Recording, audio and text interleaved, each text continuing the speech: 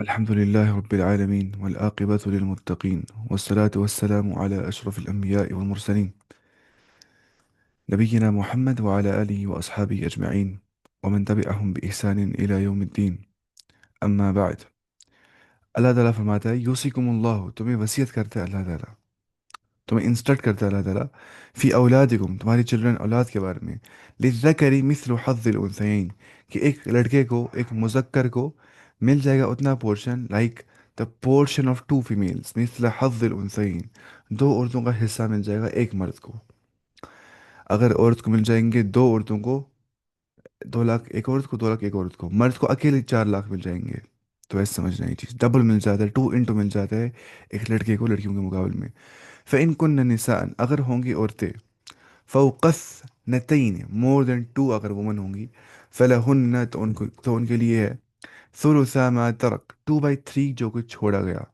فلہن ثلثا ما ترک وإن كانت واحدة اگر خالی ایک ہی ہوگی ٹھیک ہے عورت فلہ النصف تو اس کے لیے کتنا ہے ہاف ولی ابویہ لکل واحد منہما سدس اور جو ابوی ہے جو پیرنٹس ہے ہر ایک پیرنٹ کے لیے ان میں سے 1/6 ہوگا ماں کو 1/6 باپ کو 1/6 مما ترک آف واٹ از لیفٹ جو چھوڑا گیا ہوگا اس میں سے مل جائے گا ترکہ ترکہ بولتے ہیں اس کو ٹھیک ہے وہ نا شیئر جو ہائرس کے درمیان میں یہ ہوتا ہے ڈسٹریبیوٹ ان کا لہو ولد اگر اس کے بچے ہوں گے ٹھیک ہے فَإِن لَمْ يَكُنْ لَهُ ولد اگر بچے اس کے نہیں ہوں گے ٹھیک ہے وَوَرِثَهُ أَبَوَاهُ اور اس کے جو وارث ہے وہ بن جائیں گے کون اس کے پیرنٹس ٹھیک ہے یعنی کہ اس کو بچے نہیں ہیں مطلب جس میں ہوں مجھے دینا حصہ ماں باپ کو 1/6 میرے بچے تھے ہی نہیں تو مجھے دینا ہے 1/3 ماں باپ کو اگر بچے تھے میرے تو ہے نا مجھے بچے مسئلہ ہے پھر دینا ہے مجھے خالی 1/6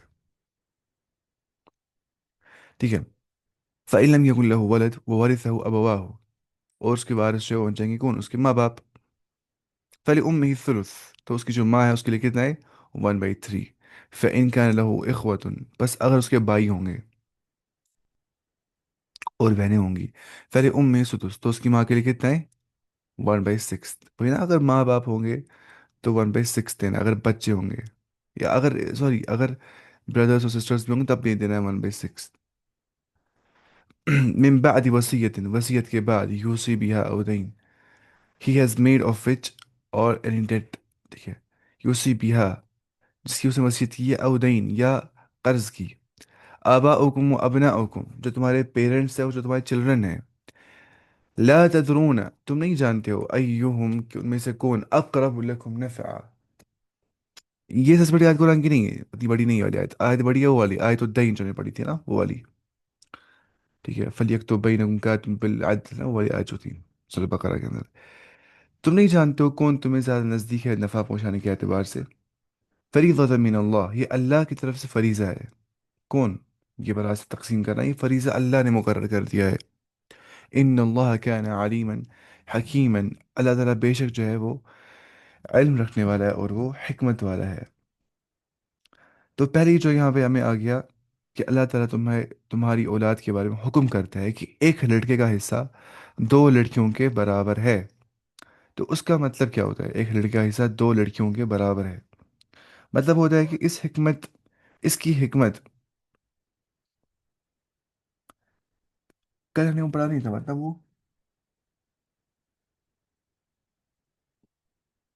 ہمیں پڑھا تھا وہ یہاں سے پڑھنے میں یعنی کہ اس کی حکمت اور اس کا مبنی بر عدل اور انصاف ہونا ہم واضح کر آئے ہیں ورثہ میں لڑکی اور لڑکے دونوں ہوں تو پھر اس اصول کے مطابق تقسیم ہوگی لڑکے چھوٹے ہو یا بڑے اس طرح لڑکیاں چھوٹی ہو یا بڑی سب وارث ہوں گے حتیٰ کہ جنین ماں کے پیٹ کا بچہ جو ہوتا ہے وہ بھی وارث ہو جائے گا البتہ کافر اولاد وارث نہیں ہوں گی کافر اولاد کو وراثت نہیں مل جاتی ہے اس کے بعد آ گیا اور اگر صرف لڑکیاں ہے نا اگر صرف لڑکیاں ہی ہوں اور 2 سے زیادہ ہو تو انہیں مال متروکہ تو انہیں مال متروکہ کا 2/3 ملے گا ٹھیک ہے 2/3 ملے گا दो तिहाई क्या होता है? 2/3 है ना यहाँ पे ये चीज़ के।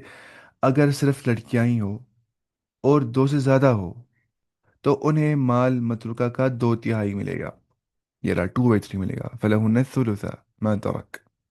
2/3 सुलुसा। ठीक है। तो ये ऐसे हो गया, 2/3 को मिलेगा। यानी बेटी को यानी बेटा कोई ना कोई, यानी बेटा कोई ना हो तो माल का 2/3 यानी माल के 3 हिस्से कर दो। ठीक है।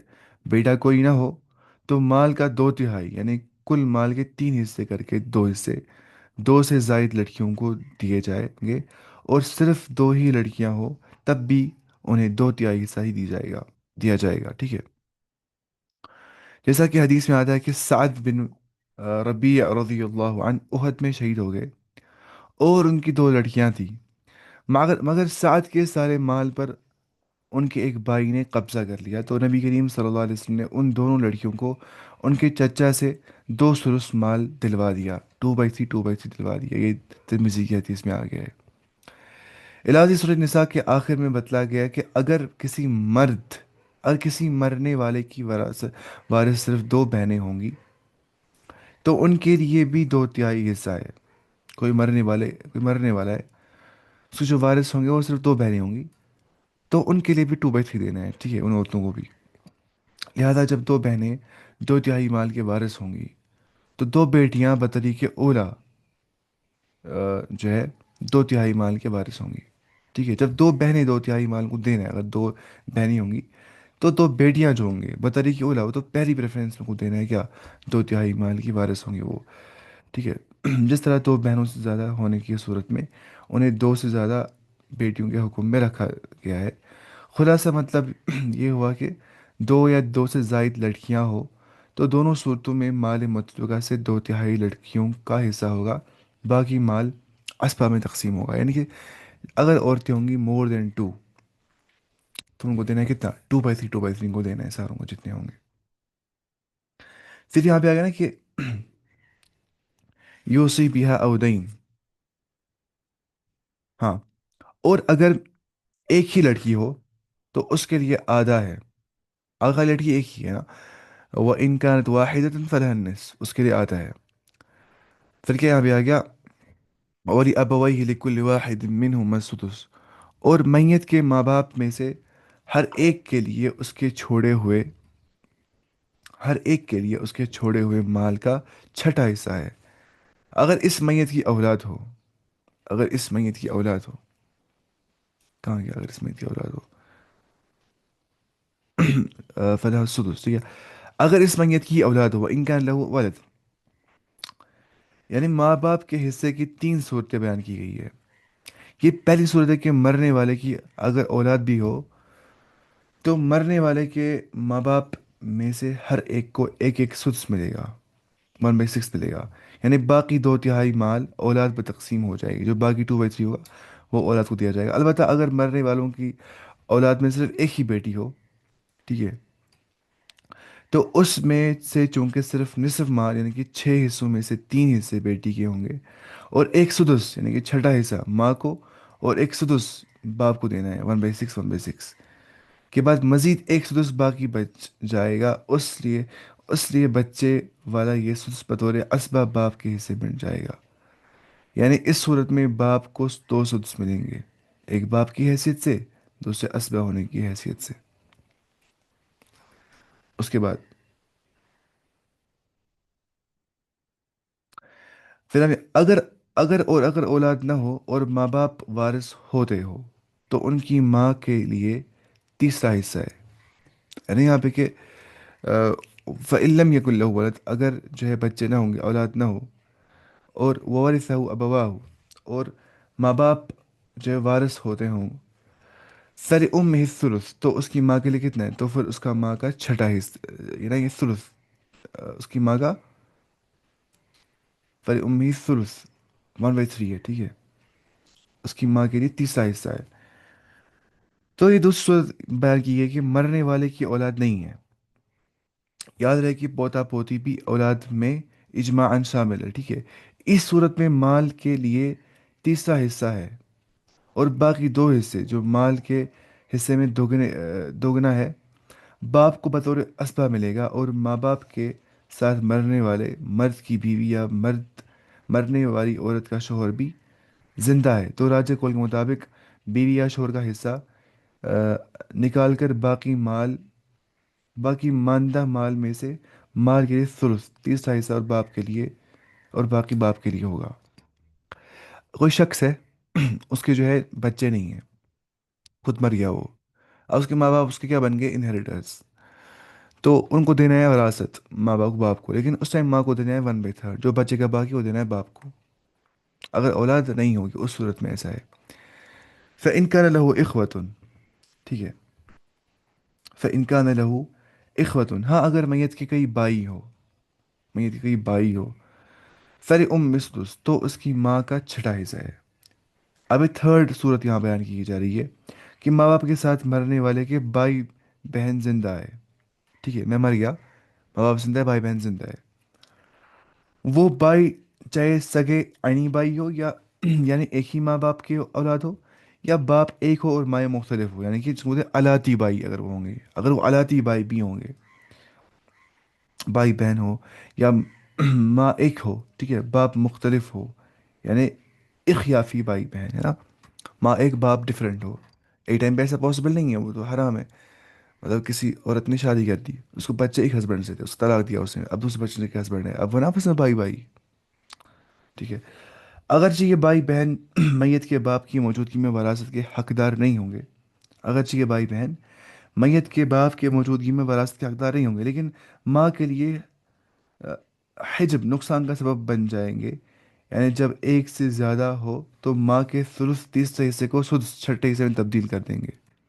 باقی سارا مال جو ہوگا، جو 5/6 ہوگا، باپ کے حصے میں چلا جائے گا، بشرط یہ کوئی اور وارث نہ ہو۔ تو حافظ ابن کثیر لکھتے ہیں کہ جمہور کے نزدیک دو بھائیوں کا بھی وہی حکم ہے جو دو سے زیادہ بھائیوں کا مذکور ہے۔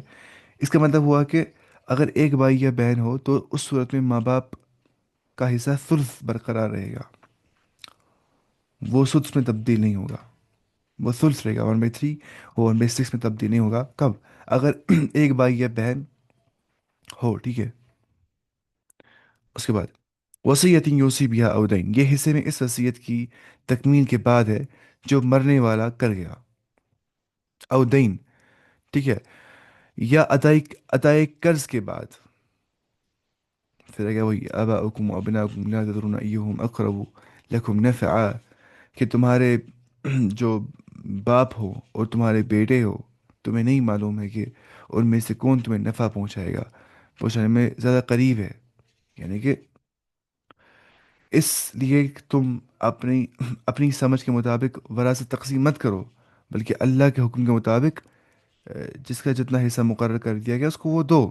تو پتہ نہیں تمہیں پتہ نہیں کہ تمہیں کون فائدہ پہنچائے، تم بولو گے مجھے باپ فائدہ پہنچائے گا، باپ کو دینی چاہیے وراثت، ایسا نہیں، تمہیں پتہ ہے تمہیں کون فائدہ پہنچائے گا، فریضۃ من اللہ، یہ اللہ کی طرف سے فریضہ ہے، تو ان اللہ کان علیما حکیما، بے شک جو اللہ تعالیٰ ہے وہ علم رکھنے والا اور حکمت والا ہے۔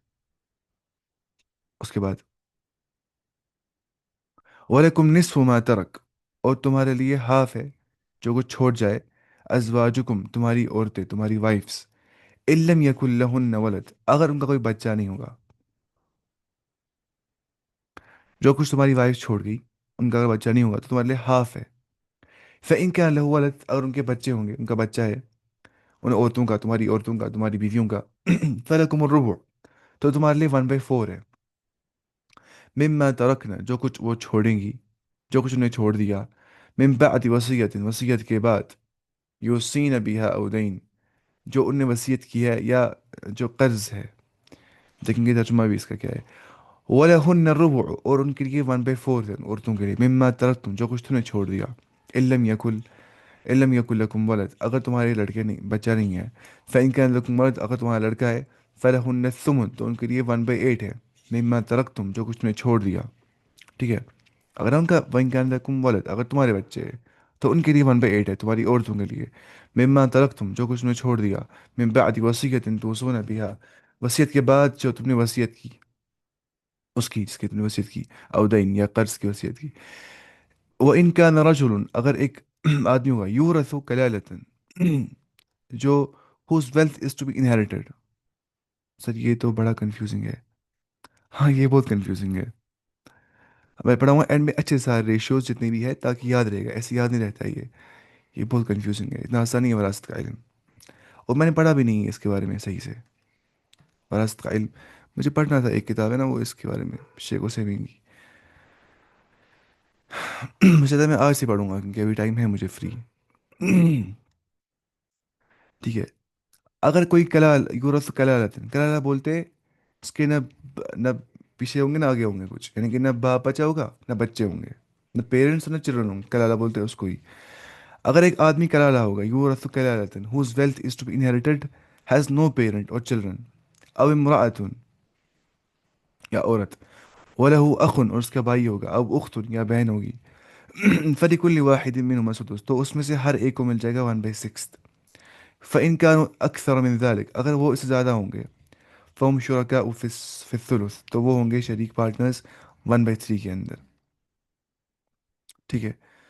मिन बाद वसीयतिन, वसीयत के बाद, यूसा बिहा औ दैन, इसकी वसीयत की गई, औ दैन या कर्ज, ठीक है, गैर मुदार, और किसी को हार्म नहीं पहुंचाया जाएगा, विदाउट बीइंग हार्मफुल, गैर मुदार, वसीयत मिन अल्लाह, ये वसीयत अल्लाह की तरफ से है, वल्लाहु अलीमुन हकीम, वो हलीम, और जो अल्लाह ताला है वो बहुत इल्म वाला है और हिल्म वाला है। हिल्म बोलते हैं फोर बेरिंग को, कोई भी चीज़ बड़े नरमी से करना। अल्लाह कुछ ज़ायक खैर दे। आप सुबह क्लासेस बस 8 से 6 लोगों के लिए ले रहे हैं पर। हाँ फिर भी ये भी काफ़ी है इंशाल्लाह। अगर एक ही पढ़ने आ जाएगा फिर ही मुझे पढ़ाना, अगर कोई भी नहीं आ जाएगा तो मुझे अकेले पढ़ाना है खुद को इंशाल्लाह। मुझे पढ़ना ही था तफसीर, मुझे रिवीजन करना था। मैं सोचा कि अगर सब पढ़ेंगे तो सबको फ़ायदा आ जाएगा, है ना। अच्छा देखिए, यानी कि तुम्हारी बीवियां जो कुछ छोड़ मरे, उनकी औलाद न हो। तुम्हारी औरतें जो कुछ छोड़ मरे, मेरी औरत मेरी बीवी मर गई, ठीक है, तो उसने छोड़ दिया अपना माल, उनकी औलाद ना हो, उसकी औलाद नहीं थी, तो कितना देना है, तो आधा मिल जाए तो तुम्हारा तो आ तो आधा तुम्हारा है, आधो आध तुम्हारा है, तो निस मिल जाएगा, है ना मुझे। अगर उनकी औलाद हो, उनकी औलाद है मर गए, तो उनके छोड़े हुए माल में से तुम्हारे लिए चौथाई हिस्सा है। उनकी औलाद है, मेरी बीवी मर गई, उसे माल छोड़ दिया, उसकी औलाद थे, तो मुझे 1/4 मिल जाएगा जो कुछ वो छोड़ गई, ठीक है। यानी कि औलाद की अदम मौजूदगी में, अगर औलाद नहीं है, बेटे की औलाद, बेटे की औलाद यानी पोते भी औलाद के हुक्म में है, ठीक है। औलाद अगर नहीं होंगे तो बेटे की औलाद, ठीक है, यानी पोते भी औलाद के हुक्म में है, ठीक है। इस चीज़ में मानिए मैंने किसी से निकाह कर दिया था, वो गुजर गई, उसके बच्चे थे, उसके बच्चे थे मेरे पोते, वो भी औलाद औलाद के हुक्म में आ जाएंगे, आप समझ रहे हैं। वो भी आएंगे इन द हुक्म ऑफ औलाद। और इस पे उलमा का इजमा, ये लिखा है इब्न कसीर ने भी, और फतहुल कदीर में इमाम शौकानी ने भी लिखा है इस बारे में। इस तरह मरने वाले शोहर की औलाद, खा उसकी वारिस होने वाली मौजूदा बीवी से हो या किसी और बीवी से, ठीक है। इस तरह मरने वाले शोहर की औलाद, खा उसके वारिस होने वाली मौजूदा बीवी हो या किसी और बीवी से। इस तरह मरने वाली औरत की औलाद इसके वारिस होने वाले मौजूदा खावन से हो या फिर पहले किसी खावन से हो, ठीक है। तो उसके बाद इन शॉर्ट, अगर इंसान जो औरत है वो गुजर गई, उसके बच्चे नहीं थे, तो हाफ मिल जाएगा हस्बैंड को उसकी उसके में से। अगर बच्चे हैं तो 1/4 मिल जाएगा हस्बैंड को जो कुछ वो छोड़ जाएंगी। मिन बादी वसीयतिन, ठीक है, इस वसीयत की अदायगी के बाद, यूसीन बिहा औ दैन, जो कर गई हो या कर्ज के बाद, ठीक है, उसके बाद, वलहुन्न रुबु, और जो तरका तुम छोड़ जाओगे, मैं मर गया, मैं मर गया, ठीक है, वलहुन्न रुबु, उनके लिए कितना है, 1/4, तो उनमें से उनके लिए चौथा ही हिस्सा है, ठीक है। लेकिन कब, बिम्मा तरह तुम इल्लम यकुल लकुम वलद, मेरे बच्चे नहीं थे, मैं मर गया, मेरी बीवी को मिलेगा 1/4, 1/4। फ़इन कान लकुम वलद, अगर तुम्हारे लड़के होंगे, औलाद होगी तुम्हारी, तो फिर क्या होगा, तो फिर उन्हें तुम्हारे तरका का 8वां हिस्सा मिलेगा, ठीक है। फलहुन्नसुम मिम्मा तरकतुम, उनको 1/8 मिल जाएगा जो कुछ ने छोड़ दिया। मतलब मैं मर गया, मेरी बीवियाँ थी, उनको मिल जाएगा 1/4, 1/4। मेरे बच्चे नहीं थे मगर, अब मेरे बच्चे भी थे तो उनको नहीं मिल जाएगा 1/4, मुझे 1/8। किनको, मेरी बीवियों को। बिन बादी वसीयतिन तूसून बिहा औ दीन, इस वसीयत के बाद जो तुम कर गए हो, या कर्ज की अदायगी के बाद। ठीक है, वसीयत करनी है कर्ज की अदायगी के बाद, ठीक है। ऐसा मत है कर्ज भी होगा बोलेंगे इसको देना है वो उसको देना से कर्ज भी होगा, कर्ज के बाद वसीयत, वही मुराद है औ वो इनका अंदर रजुल यूरसु कलालतन, अगर एक आदमी होगा जो कलाला, जो यूरसु कलालतन, जो इस यहाँ पे लिखा है कि अच्छा एक चीज देखिए, बीवी अगर बीवी अगर एक होगी तब भी उसे चौथा हिस्सा या आठवां हिस्सा मिलेगा। अगर ज्यादा होंगी तब भी यही हिस्सा होगा, है ना, उनके दरमियान सेम 1/4 या 1/8। अगर बच्चे नहीं होंगे 1/4, अगर बच्चे होंगे 1/8 हो जाएगा बीवियों को, अगर शोहर मर जाएगा। ये भी इजमाही मसला है, ठीक है। उसके बाद जो यहाँ पे आ गया ना, वो इनका रजुल यूरसु कलालतन, कलाला। तो कलाला का मतलब मैंने आपसे कहा ना, कलाला क्या होता है, इसको ना बाप होता है, ना पेरेंट्स होंगे, ना माँ बाप होंगे, ना बच्चे होंगे, बिल्कुल ना खत्म हो गया होगा, ना पीछे से कुछ, ना ना एंसेस्टर्स और ना डिसेंडेंट्स, कुछ भी उसको नहीं होगा। तो वो हो गया क्या, कलाला। देखूंगा इसमें यहाँ पे क्या लिखा है इसमें ना, लुगात कुरान में कलाला को। हाँ, कलाला हो गया कि वो मैयत जिसकी औलाद ना हो और ना बाप बाप, बल्कि माल का वारिस इख्याफी भाई होता है। इख्याफी भाई ना, इख्याफी भाई। इख्याफी भाई क्या हो गया, जो जहाँ पे इलाती बाई का मतलब होता है बाप एक और माएँ डिफरेंट होंगी, और इख्याफी बाई का मतलब होता है इख्याफी, कि जब माएँ जो है एक ही होगी लेकिन बाप डिफरेंट होंगे, क्योंकि हो सकता है उससे निकाह किए होंगे, एक दो तलाक हो गया होगा, उस तरह से जो इख्फाई बाई होंगे। तो इसको बोलते हैं कलाला। कलाला के बारे में, कलाला वो मैयत है जिसकी ना औलाद हो ना और ना बाप हो, ठीक है। ये इकलील से अकलील से मुश्तक है, बन गया है, ठीक है। और इकलील बोलते हैं उस चीज़ को जो सिर को उसके अतराफ से घेर ले। किलाला इसलिए कहते हैं कि उसूल और फुरू के एतबार से इसका वारिस न बनने, लेकिन अतराफ व जवानिब से वारिस करार पाए जाए, ठीक है। अब समझ रहे, उसूल उसूल के एतबार से वारिस न बनने लेकिन अतराफ व जवानिब से वारिस करार पाएगा। और कहा जाता है कि कलाला कल से मुश्तक है, इसका मतलब होता है थक जाना। वह इस शख्स तक पहुँचते पहुँचते सिलसिला नसब थक जाता है और आगे ना चल सकता है, क्योंकि ना इसको ऊपर से कुछ होता है ना नीचे से कुछ होता है, इसको बोलते हैं कलाला। उसके बारे में आ गया कि वह इनका रजुल वइन कान रजुल यूरसु कलालतन, ठीक है। यानी कि और जिसकी मीरास दी जाती है वो मर्द या औरत कलाला हो, यानी कि उसका बाप बेटा ना हो, ठीक है, उसका बाप बेटा ना हो। तो कलाला क्या होता है, वो मैयत जिसका बाप ना हो और ना बेटा हो, ठीक है, बड़ा है, और उसका एक भाई या बहन हो। अरे यहाँ पे वलहु अखुन अव उख्तुन, उसका एक भाई या बहन हो। इससे मुराद कौन सा भाई बहन है, इख्याफी भाई बहन, है ना, इख्याफी, जहाँ पे माँ होती है एक लेकिन बाप होते हैं डिफरेंट, ठीक है। जहाँ पे माँ होती है एक और भाई क्या होते हैं डिफरेंट, उनको बोलते हैं इख्याफी भाई। और जैसे हदीस में आ गया है, जो अम्बिया है वो आपस में इलाती भाई है, क्या है, इलाती भाई। उनकी माएँ डिफरेंट है लेकिन उनका बाप खाली एक है। मतलब क्या हो गया, उनका दीन खाली एक है, वो सारों ने सेम दावत दी अल्लाह की ओर, ठीक है। उनकी दावत में डिफरेंस नहीं था, सबों ने कहा आखिरत के बारे में, अल्लाह के बारे में, और अखलाकियात के बारे में, मोरालिटी के बारे में, या नमाज पढ़ने के बारे में, ये तो हमेशा से था, इबादत कैसे करनी है वो सब। तो मसला क्या है, अ, इससे मुराद क्या है, इख्याफी भाई बहन जिनकी माँ एक हो और बाप अलग अलग हो, क्योंकि आईनी भाई जो होता है ना, आईनी भाई अपना सगा भाई जो होता है, ठीक है, या इलाती भाई बहन का हिस्सा, हिस्सा मीरास इस तरह नहीं है, ठीक है। इलाती भाई बहन का जो हिस्सा होता है वो इस तरह नहीं होता है। यहाँ पे इलाती भाई मुराद नहीं है, यहाँ पे कौन सा भाई मुराद है, इख्याफी भाई यहाँ पे मुराद है इस चीज़ से, ना कि इलाती भाई, क्योंकि जो इलाती भाई होते हैं, जो मतलब बाप होता है एक, माई होती है डिफरेंट, तो उनमें ऐसा नहीं हो जाता है वरासत का ऐसा मसला। इतना आसान नहीं समझ में आता है, थोड़ा मुश्किल है, कॉम्प्लेक्स है, इतना आसान भी नहीं है। अब पता है खुद जो ना बड़े बड़े आलिम होते हैं ना, मदनी आलिम, वो खुद नहीं करते तकसीम वरासत। वो बोलते जाओ किसी मुफ्ती साहब के पास, वो खुद भी नहीं करते, क्योंकि इतना आसान नहीं है इसको तकसीम करना, ठीक है ना। बहुत सारी सूरतें बन सकती है इस चीज़ में।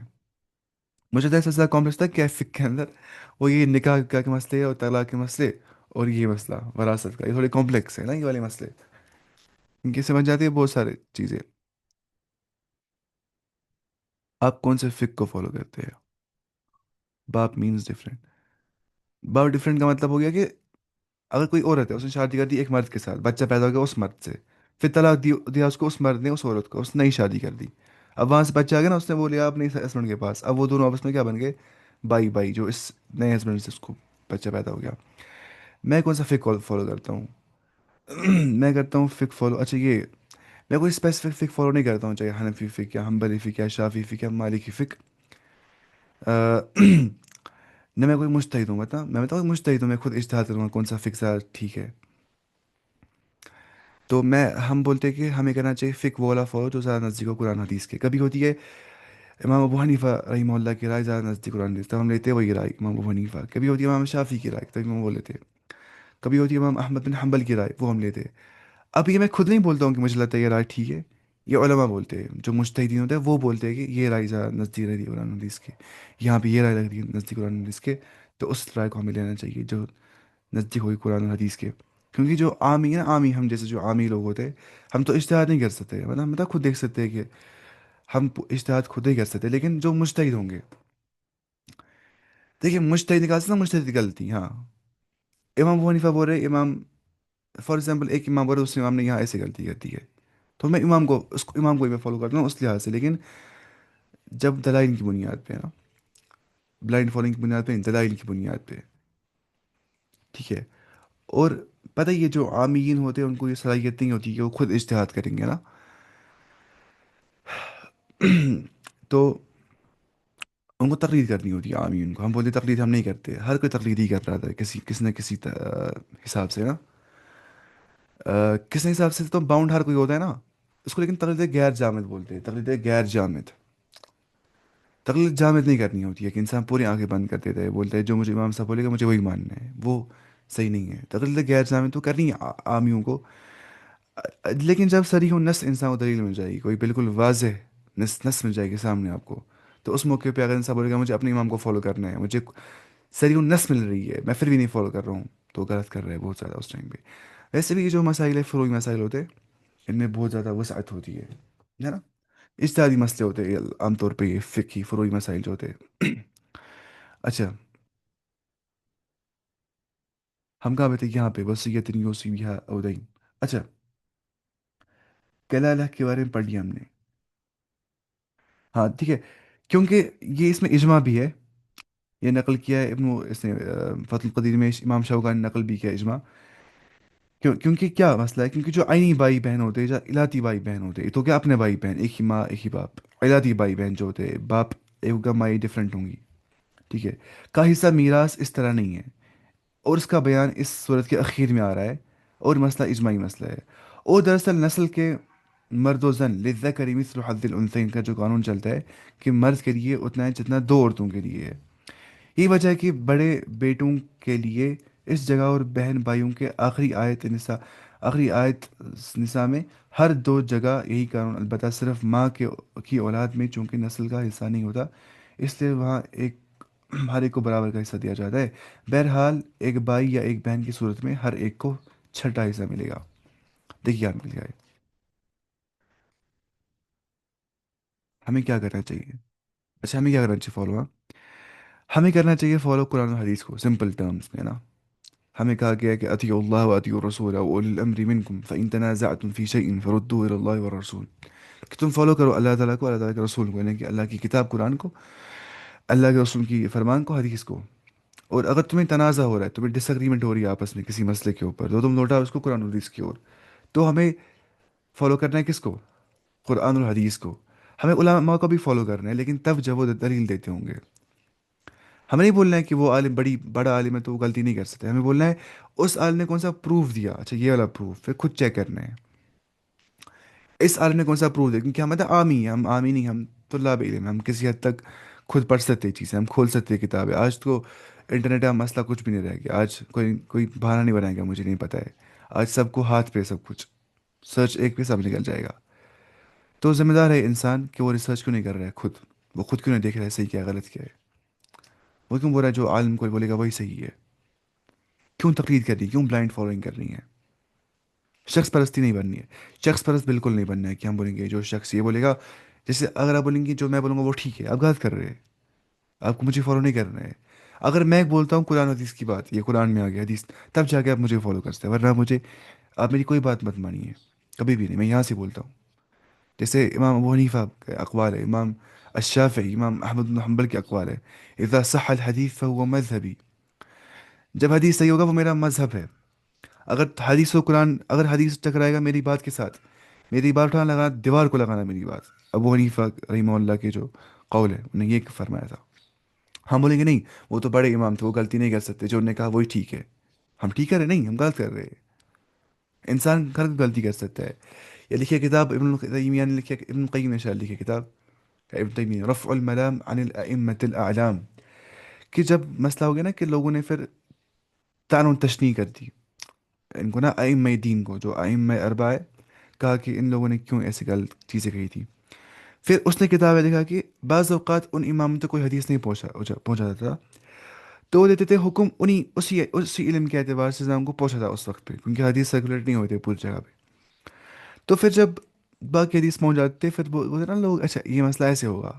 لیکن جو جن لوگ تقلید کرتے تھے نا، جو لوگ بولتے تھے نہیں ہمیں امام صاحب نے کہا ہے، بس وہی ماننا ہے، تو ویسے پھر مذاہب بن گئے جو جن نے ایک فرقے کی صورت اپنا دی. ورنہ یہ فرقہ نہیں ہے جو حنفی شافی مالکی حنبلی، کوئی فرقہ نہیں ہے، تو مسالک ہے، تو مذاہب ہے. مسالک نہیں، مذاہب ہے یہ، تو فقہ کے مذاہب ہے، اسکولس آف تھاٹس ہے. ٹھیک ہے، کوئی فرقہ نہیں ہے یہ. اب پتہ ہے ابن تیمیہ کے بارے میں آ گیا وہ حنبلی ہے، ابن حجر کے بارے میں آ گیا کیا، وہ کیا ہے، شافعی ہے. تو کیونکہ یہ ابو جعفر الطحاوی کے بارے میں وہ حنفی ہے. یہ کیا ہوتا ہے یہ حنفی شافعی؟ یہ ایک نسبت ہوتی ہے اسکولس کی طرح سے، مطلب نے کہاں پڑھا تھا کس اسکول میں. پھر بن گئی اس کو شکل فرقے کی، جیسے آج کل لڑائی ہوتی ہے، اہل حدیث حنفی کے بیچ میں لڑائی ہوتی ہے. حالانکہ اہل السنہ اہل الحدیث کا ایک ہی نام ہے، اور یہ حنفی شافی حنبلی یہ تو سب اہل الحدیث ہے، سب اہل السنہ ہیں یہ سارے. جب تک وہ تقلید جامت نہیں کرتے، بالکل بلائنڈ فالوئنگ، آنکھیں بند، یہ حدیث میں آ گیا مجھے نہیں سننا ہے، امام صاحب نے کہا ہے کچھ، وہ نہیں کرنا ہے انسان کو. ان شارٹ حدیث سامنے آ گیا، کسی امام کو فالو نہیں کرنا ہے اس موقع پہ، کیونکہ حدیث سامنے آپ کے آ رہا ہے جو صریح النص ہے، بالکل واضح ہے. اب آپ بولیں گے کہ سمجھ میں غلطی ہو سکتی ہے، ہاں وہ ہو سکتی ہے. اہل الظواہر بھی نہیں بننا ہے. ظواہر مطلب ہو گیا ڈائریکٹ حدیث آ گیا، عمل کر دی اس کے اوپر، سب کچھ دیکھنا ہے. سرکمسٹینسز کیسے تھے، ناسخ منسوخ متنا ہے، راجح مرجوح متنا ہے، یہ سب پڑھتے ہیں اصول فقہ کے اندر. یہ بہت ڈیپ چیزیں ہوتی ہے. ٹھیک ہے، ایسے بتا لوگوں میں 5 منٹ میں سب کچھ ایسے ایسے جب پڑھتے تب سمجھ آتا ہے. ان شاء پڑھنا ہے، عربی سیکھنا ہے، خود ریسرچ کرنی ہے، حدیث خود پڑھنا ہے عربک کے اندر، کتابیں چھان مارنی ہیں، چھان مارنی کتابیں، سرچ پہ سرچ کرنا ہے. یہ اتنا آسان نہیں ہوتا ہے، یہ بولنا آسان ہے. یہ بولتے یہ سب لوگ بولتے ہیں عالم کا کام ہے.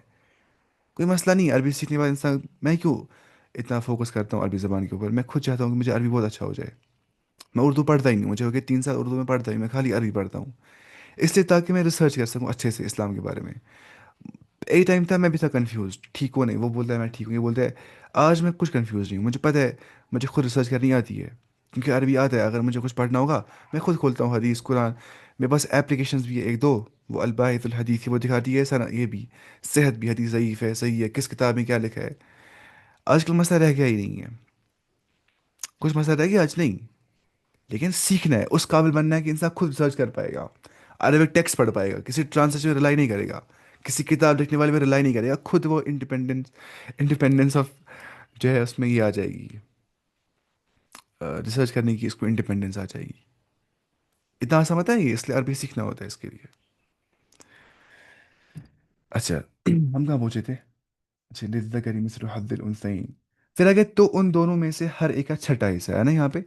اگر کوئی کلالہ ہوگا اور جو ہے اس کے بھائی بہن ہوں گے جو کہ یہ ہوں گے اخیافی بھائی بہن ہوں گے، فلکل واحد منہم السدس، ان میں سے ہر ایک کو 1/6 ملے گا.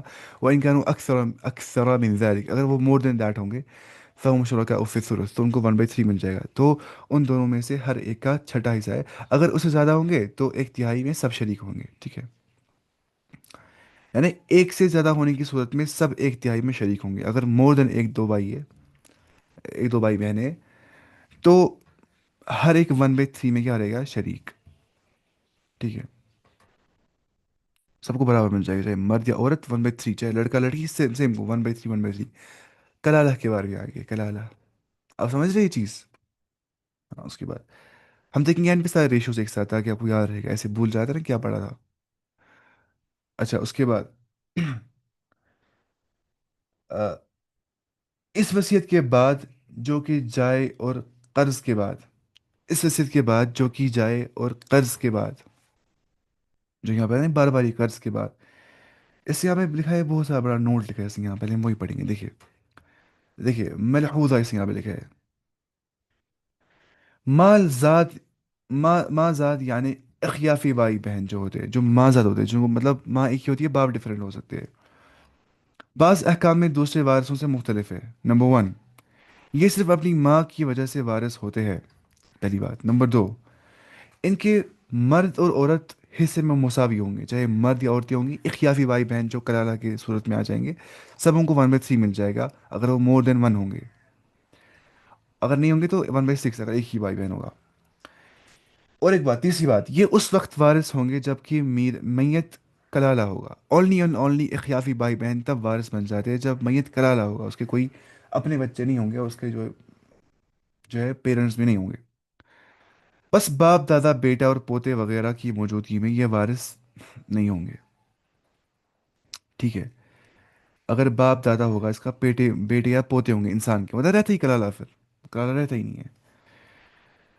ان کے مرد عورت ان کے مرد اور عورت کتنے بھی زیادہ ہو، ان کا حصہ ثلث، ایک تہائی سے زیادہ نہیں ہوگا. ٹھیک ہے، 1/3 مل جائے گا چاہے وہ کتنے بھی کیوں نہ ہو کلالہ کے اخیافی بھائی بہن. جیسا کہ اوپر کہا گیا ہے، ان کو اپنے مرنے والے اخیافی بھائی بہن سے جو مال ملے گا، اس میں مرد اور عورت کا حصہ برابر ہوگا. یہ نہیں کہ مرد کو دگنا دیا جائے گا عورت سے، جیسے وہاں پہ آ گیا قرآن میں لِلذَّكَرِ مِثْلُ حَظِّ الْأُنثَيَيْنِ. نہیں، کلالہ کی صورت میں اخیافی بھائی بہنوں کو برابر حصہ مل جائے گا. 1/3 سوری 1/6 اگر وہ مور دین ون ہوں گے. حضرت عمر رضی اللہ عنہ نے اپنے دور خلافت میں یہی فیصلہ کر لیا تھا. امام زہری فرماتے ہیں کہ حضرت عمر رضی اللہ نے فیصلہ یقیناً اس وقت ہی کیا ہوگا جب ان کے پاس نبی کریم صلی اللہ علیہ وسلم کی کوئی حدیث ہوگی. انہوں نے بھی ایسے فیصلہ کر دیا تھا. اس کے بعد پھر جو یہاں پہ آ گیا نا کہ اس وصیت کے بعد جو کی جائے اور قرض کے بعد، یعنی کہ میراث کے احکام بیان کرنے کے ساتھ ساتھ یہ تیسری مرتبہ کہا جا رہا ہے کہ ورثے کی تقسیم وصیت پر عمل کرنے اور فرض کی ادائیگی کے بعد کی جائے گی، جس سے معلوم ہوتا ہے کہ ان دونوں باتوں پہ عمل کرنا کتنا ضروری ہے. پھر اس کے بعد اس پر بھی اتفاق ہے کہ سب سے پہلے قرضوں کی ادائیگی کی جائے. من بعد وصیت، وصیت القرض کے بعد، او دین آیا نا بار بار آتا ہے. من بعد وصیت یوصى بها او دین، من بعد وصیت توصون بها او دین، من بعد وصیت توصین بها او دین، ہے نا کتنی بار آتا ہے. کیونکہ وصیت کے بعد قرض ادائیگی کے بعد ہی دینا ہے ورثہ وراث، کیونکہ قرض ادا کرنا کتنا ضروری ہے. حدیث میں آ گیا جس شخص شخص مر گیا اور قرض ادا نہیں کر دیا تو اس کی روح رہ جاتی ہے معلق، لٹکائی جاتی ہے، سسپینڈ کر دی جاتی ہے اس کی روح. تو اس جب تک اسی حتی یقضى عنہ، یہاں تک کہ اس کا قرض ادا نہیں کر دیا جائے، اس سے قرض پہ ادا کرنا ہے. لیکن اللہ تعالیٰ نے تینوں جگہ وصیت کا ذکر جو ہے دین قرض سے پہلے کیا. پہلے وصیت پھر قرض. ٹھیک ہے. حالانکہ ترتیب کے اعتبار سے دین کا ذکر پہلے ہونا چاہیے تھا، کیونکہ قرض پہلے ادائیگی کرنی چاہیے تھی اس کو. اس میں حکمت یہ ہے کہ قرض کی ادائیگی تو لوگ قرض کی ادائیگی کو تو لوگ اہمیت دیتے ہیں، نہ بھی دے تو لینے والا زبردستی بھی وصول کر لیتا ہے قرض، بولتا ہے مجھے قرض واپس دو. لیکن وصیت پہ عمل کرنے کو غیر ضروری سمجھا جاتا ہے.